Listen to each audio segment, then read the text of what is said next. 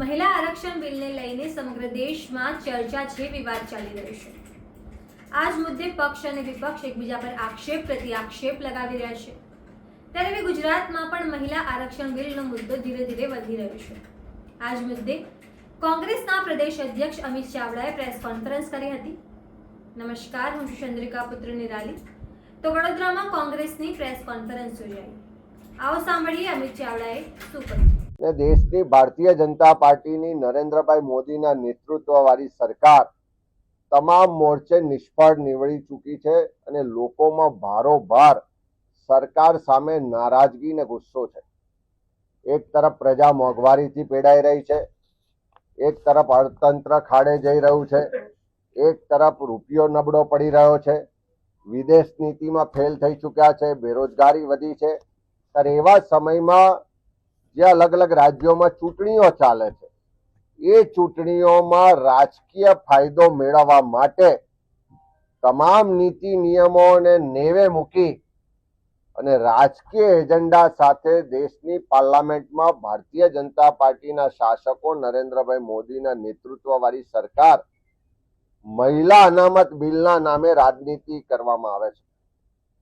મહિલા અનામતની વાત કરવામાં આવે પણ એમની નીતિ અને નિયતમાં ખોટ છે એ હવે આખો દેશ અને દુનિયા જાણી ગઈ છે। અને ઉલટાનું કોંગ્રેસ પાર્ટી પર આરોપ લગાવવાની વાત કરે એના માટે આખા દેશમાં પ્રેસ કોન્ફરન્સો, મીડિયા અને બાકીના પ્લેટફોર્મ પર એક એવો માહોલ ઊભો કરવામાં આવે કે જાણે ભારતીય જનતા પાર્ટી મહિલાઓની હિતેચ્છુ છે, હિતરક્ષક છે અને બાકીના વિપક્ષો મહિલા વિરોધી છે। પણ સાચી હકીકતો જ્યારે આ દેશનો ઇતિહાસ જોઈએ ત્યારે આપણે બધાને મળી શકે છે કે આ ભારતીય રાષ્ટ્રીય કોંગ્રેસની વિચારધારા કે જેણે કોઈ રાજકીય એજન્ડા સાથે નહીં પણ દેશમાં બધાને સમાનતાનો અધિકાર મળે, સામાજિક રાજકીય રીતે ક્રાંતિ થાય, દેશ આઝાદ થાય, એટલા માટે ભારતીય રાષ્ટ્રીય કોંગ્રેસની સ્થાપના થઈ। લાંબી આઝાદીની લડાઈ લડવાનું નેતૃત્વ પણ કોંગ્રેસના નેતૃત્વએ કર્યું। દેશને આઝાદી અપાવવામાં પણ સૌથી મોટો રોલ કોંગ્રેસ પાર્ટીનો રહ્યો।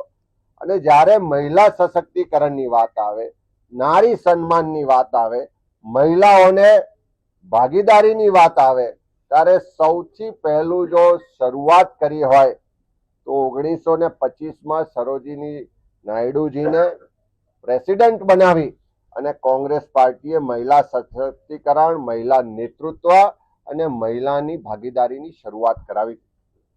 એ પહેલા પણ અનેક એના દાખલા છે, એની બેસનથી લઈને ઘણા બધા દાખલા છે।